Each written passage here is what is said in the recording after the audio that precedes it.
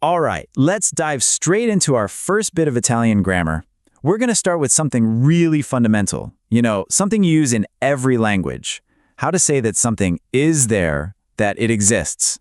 So, the big difference here, and it's a super important one, is between singular and plural. When you want to say there is or there are in Italian, you've got two different phrases. It might seem like a small thing, but trust me, getting this right is key to sounding natural. And here it is, side by side. It's actually pretty simple. For just one thing, a single item, you're going to use c'è. See the example. C'è un libro. Literally, there is a book. But the moment you have two or more things, you have to switch. You use ci sono. So, ci sono due libri means there are two books. It's that classic singular versus plural rule, plain and simple. Okay, let's put this into practice. Imagine someone asks you this question. Quanti frigoriferi ci sono in casa? Now, the key word to catch there is quanti. That means how many. Since it's how many, you know it's a plural question, right? So the answer has to follow suit. And here's the answer. In casa c'è un frigorifero. Because there's just one fridge, we go back to the singular form, c'è. It's that simple. Now, if there were, say, two fridges, I don't know why you'd have two, but if you did, you'd have to say, ci sono due frigoriferi. See? It all just clicks into place. All right, moving on to our next topic, adjectives. Now, this is where Italian gets really fun and, well, a little tricky, because where you put an adjective isn't just a grammar rule, it can totally change what you're trying to say, the whole feel of the sentence. It's about style as much as it is about rules. So, what's the basic rule of thumb? It's actually pretty easy to remember. 9 times out of 10, the adjective is going to come after the noun. So you say the thing first, and then you describe it. This noun plus adjective order is your standard go-to format. It's what you'll hear most of the time. But, Of course, there's a but. This is where things get really interesting. If you take that adjective and move it before the noun, you're adding a layer of emphasis.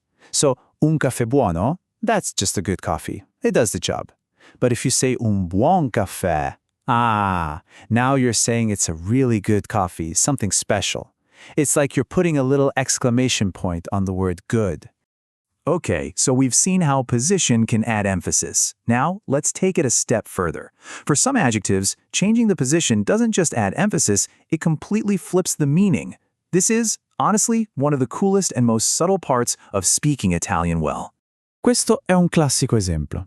Se dicessi un uomo grande, you're talking about his physical size. He's a big guy, a tall man. Simple. But if you say un grande uomo, suddenly you're not talking about his body anymore. You're talking about his soul, his character. He's a great man. The meaning literally goes from something you can see to something you feel.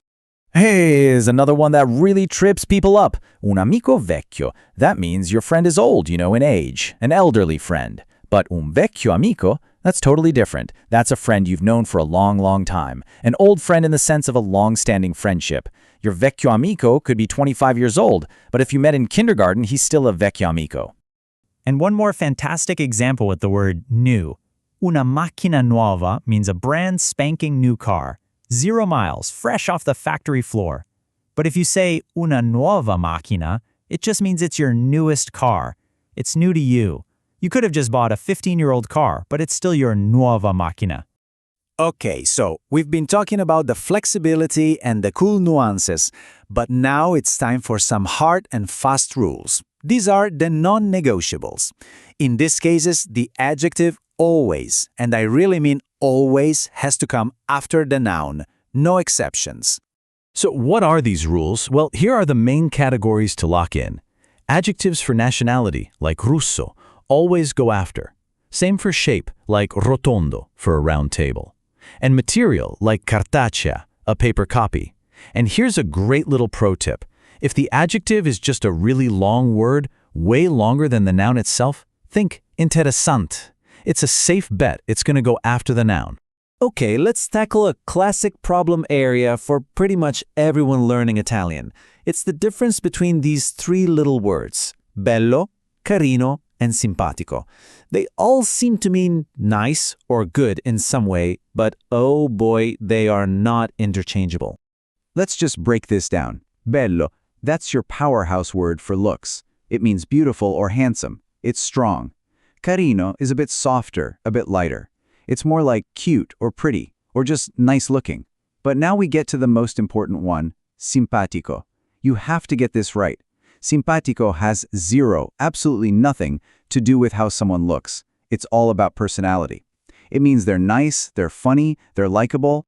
And this quote right here says it all. This is the real-world test. If an Italian guy goes on a date and his friends ask him how it went, and he says she was simpatica, everyone in the room knows exactly what that means. It's code. It means she was not beautiful. It's the classic, polite way of saying great personality, but no physical spark. So let's wrap up with this question to think about. Why does all this matter? Because getting these little rules right, these subtle shifts in meaning, it's not just about passing a grammar test. It's about being able to say what you really mean, to add feeling, to add emphasis, to tell a better story. This is the stuff that takes you from just, speaking Italian to really expressing yourself in it.